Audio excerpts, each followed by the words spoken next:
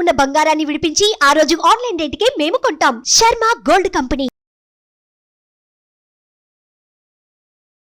వీక్షకులందరికీ నమస్కారం.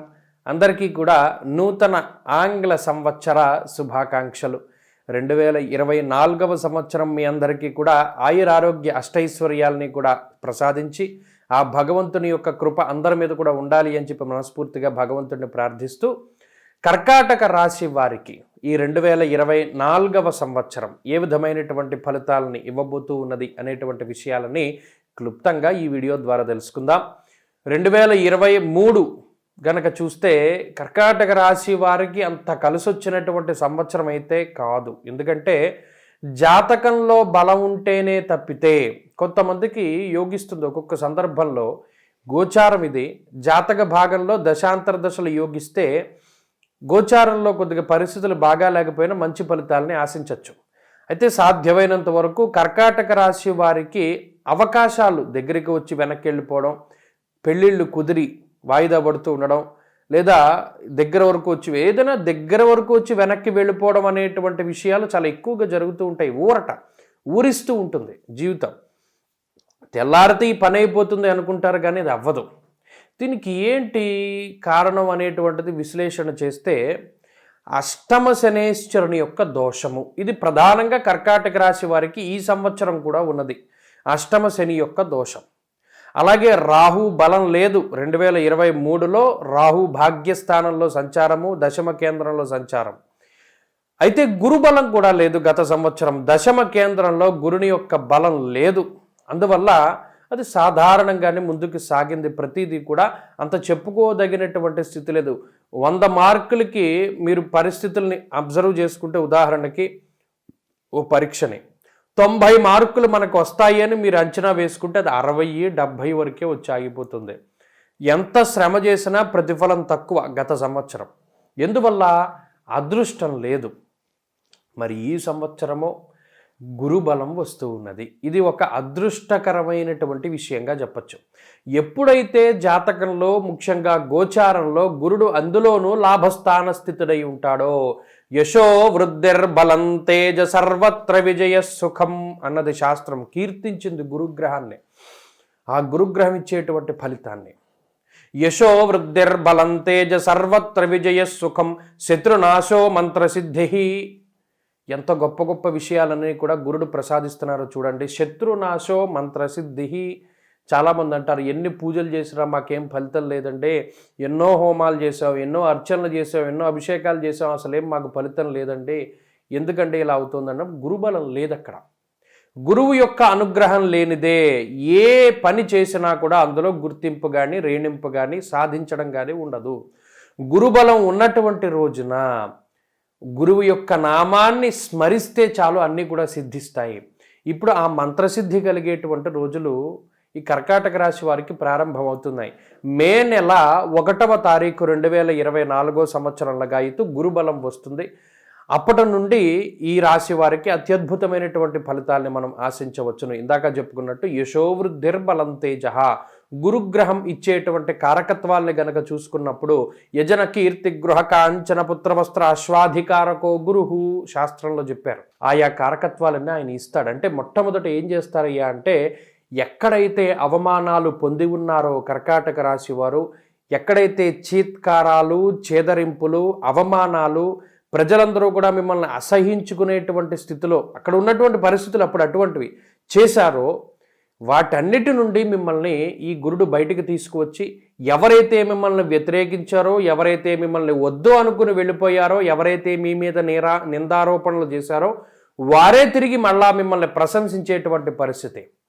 ఎక్కడైతే ఓడిపోయారో అక్కడే మళ్ళా తిరిగి నెగ్గేటువంటి పరిస్థితి. ఇటువంటి వాటికి గురుగ్రహం కారణమవుతుంది. బలం తేజ, తేజస్సు, బలం, ఆరోగ్యం, ఐశ్వర్యం వీటన్నిటినీ కూడా గురుడిస్తారు. అదేం సాధారణమైనటువంటి విషయం కాదు. అలాగే అనారోగ్య సమస్యల నుండి బయటపడేస్తాడు. వివాహాది శుభకార్యక్రమాలు జరిగేలా చేస్తారు. సంతానాభివృద్ధి కలిగేలా చేస్తారు. గత సంవత్సరంలో బంగారాన్ని కానీ, వాహనాలను కానీ, ఇళ్లను కానీ, స్థలాలను కానీ, పొలాలను కానీ తాకట్టు పెట్టి ఏదైనా ధనం తీసుకొచ్చినటువంటి సందర్భం ఉంటే, లేదా గత సంవత్సరంలో ఏదైనా నష్టపోయినటువంటి ద్రవ్యం ఉంటే దాన్ని తిరిగి సంపాదించుకునేటువంటి పరిస్థితి. ఈ ధనాన్ని కట్టి ఏదైతే మీరు అప్పు తీసుకున్నటువంటివి ఉన్నాయో, తాకట్టు పెట్టినటువంటివి ఉన్నాయో వాటిని విడిపించుకునేటువంటి స్థితికి గురుడు అవకాశాన్ని కల్పిస్తారు. ఉద్యోగంలో ఉన్నతమైనటువంటి స్థితి, ఉద్యోగపూర్వకంగా ప్రమోషన్లు కానీ, ఆశించినటువంటి చోటుకి ట్రాన్స్ఫర్లు కానీ, ఎవరైతే విదేశాలలో ఉద్యోగం చేయాలి అనుకుంటూ ఉన్నారో వారికి అవకాశాలను ఇప్పించడం కానీ, విదేశాల్లో స్థిర నివాసం కోసం ప్రయత్నం చేస్తున్నారో వారికి ఆ నివాసానికి సంబంధించినటువంటి అక్కడ ఏర్పాట్లు, గుర్తింపు కార్డుల దగ్గర నుండి అన్నీ కూడా వచ్చేలా చేస్తారు. అలాగే సంతానాభివృద్ధి కలుగుతుంది, అలాగే కుటుంబ సౌభాగ్యం కలుగుతుంది. ఇవన్నీ కూడా గురుబలం వచ్చాక జరుగుతుంది. గురుబలం ఎప్పటి నుండి వస్తుంది? మే నెల 1వ తారీఖు నుండి వస్తుంది. మరి అప్పటి వరకునో ఈ అష్టమంలో ఉండేటువంటి శని, భాగ్యంలో ఉండేటువంటి రాహు కొంత పీడించడానికి అవకాశం ఉంటుంది. అనగా నానా కార్య విరోధస్య వ్యాధి పీడా ధనక్షయం, శాస్త్రంలో క్లియర్గా చెప్పారు. నానా కార్య విరోధస్య, ఏ కార్యక్రమమైనా కానివ్వండి, అందులో నానా కార్య విరోధస్య, ఆ కార్యక్రమాలు అన్నీ కూడా చాలా ఇబ్బందులు పడిపోతూ ఉంటారు. అంటే అసలు పనులు ముందుకు సాగనటువంటి పరిస్థితికి ఈ గ్రహస్థితి కారణమవుతుంది. అలాగే భాగ్యస్థానముందు ఉండేటువంటి రాహుగ్రహం యొక్క సంచారం కూడా అది అంత కలిసొచ్చేటువంటిది కాదు. ఈ భాగ్యరాహు ఉండేటువంటి స్థితిగతులు కూడా కొంత ఇబ్బందిగా ఉంటాయంటే యాన్సెస్టర్ ప్రాపర్టీస్, ఏవైతే వంశపారంపర్యంగా వచ్చినటువంటి ఆస్తిపాస్తులు ఉంటాయో అవి అమ్ముకునేటువంటి స్థితికి రాహు కారణమవుతారు. వంశపారంపర్యంగా వచ్చినటువంటి వ్యాపారాలు, వంశపారంపర్యంగా వచ్చినటువంటి గౌరవం, సంపద ఏదైతే ఉన్నదో అది పాడు చేసుకునేటువంటి విధంగా, అనగా వాటిని ఖర్చు పెట్టేసో లేదా వాటి రూపాంతరం చెందిస్తారు. అంటే వంశపారంపర్యంగా మీకు ఒక ఇల్లు వచ్చిందనుకోండి, ఆ ఇల్లు ఇప్పేసి కొత్త ఇల్లు కట్టుకుంటారు. అలాగే బంగారం వచ్చిందనుకోండి, ఆ బంగారాన్ని అమ్మేయడమో లేదా దాన్ని మళ్ళీ కొత్తగా చేయించుకోవడమో, దాన్ని ఇంకోటి రూపాంతరం చెందేలా చేస్తారు. ఇటువంటి వాటికి రాహువు శని కారణమవుతారు. కాబట్టి అటువంటి వాటి పట్ల కొద్దిగా జాగ్రత్తగా ఉండాలి తప్పితే మిగతావన్నీ కూడా గురుబలం వస్తే ఈ రాశి వారికి అద్భుతంగా ఉంటుంది. ఉద్యోగాభివృద్ధి, వ్యాపారాభివృద్ధి చాలా చక్కగా జరుగుతుంది. అది భాగస్వామ్య వ్యాపారమైనా, సొంతంగా పెట్టుకున్న వ్యాపారమైనా, వంశపారంపర్య వ్యాపారమైనా, ఏ వ్యాపారమైనా అభివృద్ధి పదంలో ఉంటుంది. చదువుకునేటువంటి వారికి కూడా గురుబలం రావాలి. గురుబలం వస్తే అద్భుతమైనటువంటి పరిస్థితులు ఉన్నాయి.